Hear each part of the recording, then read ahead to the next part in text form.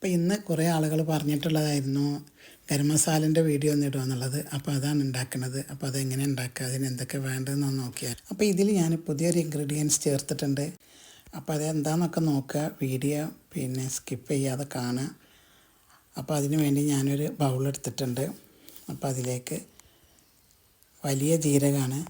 വലിയ ജീരകം 5 ടേബിൾ സ്പൂണാണ് ഇപ്പോൾ ഈ എടുക്കണതൊക്കെ കേട്ടോ. 5 ടേബിൾ സ്പൂണ് വലിയ ജീരകം,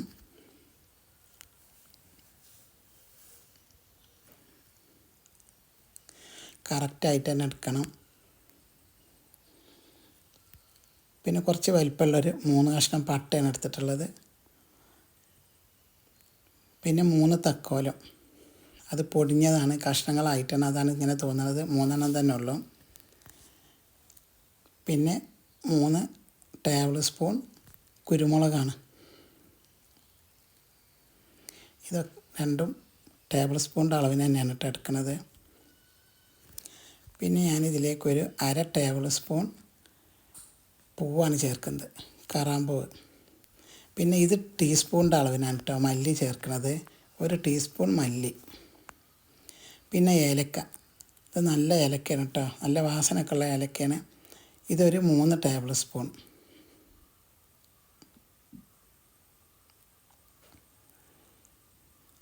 അപ്പോൾ അതും കൂടി ചേർത്ത് പിന്നെ ഇതിലേക്ക് നമുക്ക് വേണ്ടത് ഒരു 3 വേ ലീഫാണ്, അത് ഇതിലേക്ക് ഇട്ട് കൊടുക്കുക.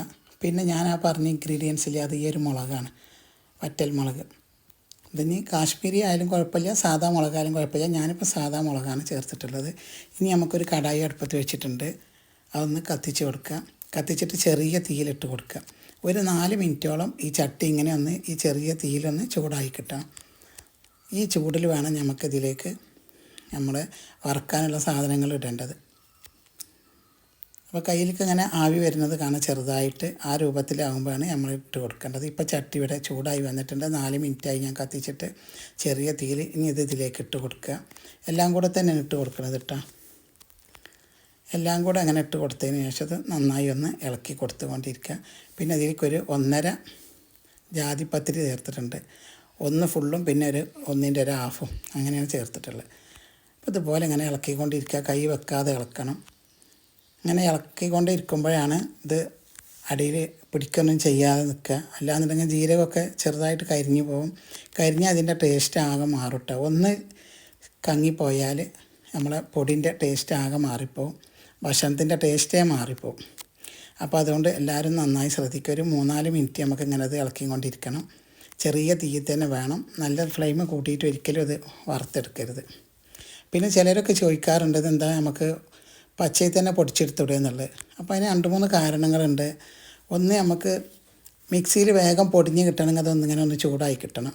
അത്. രണ്ടാമത് പറഞ്ഞാൽ നമുക്കിതിൻ്റെ ഈ നല്ലൊരു സ്മെല്ലാണുള്ളത്. ഇതിൻ്റെ പൊടി ഇപ്പം തന്നെ നല്ല സ്മെല്ലുണ്ട്. ഇതിൻ്റെ പൊടി ഇങ്ങോട്ട് പൊടിച്ച് കഴിഞ്ഞാൽ ഭയങ്കര സ്മെല്ലാണ്. അപ്പോൾ അത് നമ്മൾ ഭക്ഷണമൊക്കെ പാകം ചെയ്താൽ തന്നെ നല്ല ടേസ്റ്റാണ് ഇതിന് കേട്ടോ.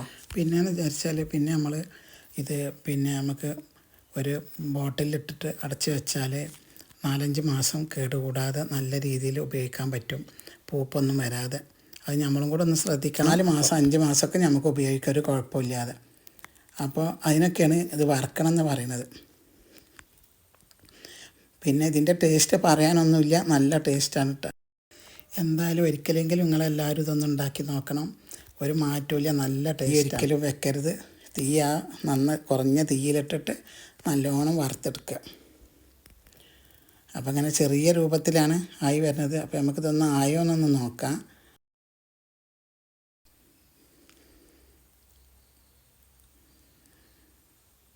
ഒന്നും കൂടെ ഒന്ന് ആവാണ്ട് കുറച്ചും കൂടെ ഒന്ന് ഇളക്കിക്കൊണ്ടിരിക്കുക. ഈ രൂപത്തിൽ ഇങ്ങനെ വറുത്തെടുത്താൽ മതി, കുഴപ്പമൊന്നുമില്ല. നോൺ സ്റ്റിക്ക് പാത്രമാകുമ്പോൾ പെട്ടെന്നൊന്നും കരിയില്ല. തീ കുറഞ്ഞാകുമ്പോൾ ശ്രദ്ധിച്ചൊന്ന് ഇളക്കിയാൽ മതി, വലിയ പ്രശ്നങ്ങളൊന്നും വരില്ല. ഇപ്പോൾ അതിവിടെ ഏകദേശം ആയി വന്നിട്ടുണ്ടെങ്കിൽ നമുക്ക് തീ ഒന്ന് ഓഫ് ചെയ്യുക. ഒന്നും കൂടെ ഒന്ന് ഇളക്കി കൊണ്ടിരിക്കുക. ഒന്നും കൂടെ ഒന്നിങ്ങനെ ഇളക്കിയതിന് ശേഷം നമുക്കിത് വേറൊരു പാത്രത്തേക്ക് മാറ്റി കൊടുക്കാം. ഇതിൽ തന്നെ വെച്ചാൽ അതിൻ്റെ ചൂടിലിരുന്ന് കരിഞ്ഞു പോകും. അപ്പോൾ ഇത് നമുക്കൊരു പാത്രത്തിലേക്ക് മാറ്റിയിട്ടുണ്ട് ഇപ്പോൾ ഇവിടെ. ഇത് നന്നായി ഒന്ന് തണുത്ത് വന്നതിന് ശേഷം നമുക്കിത് പൊടിക്കാൻ പറ്റുള്ളൂ. ചൂടോട് കൂടി ഒരിക്കലും പൊടിക്കരുത്. നന്നായി തണുത്തതിന് ശേഷമേ പൊടിക്കാൻ പറ്റുള്ളൂ. ഇനി നമുക്കിതിൻ്റെ ഈ കഷ്ണങ്ങളൊക്കെ ഒന്ന് പൊട്ടിച്ചിട്ട് കൊടുക്കുക.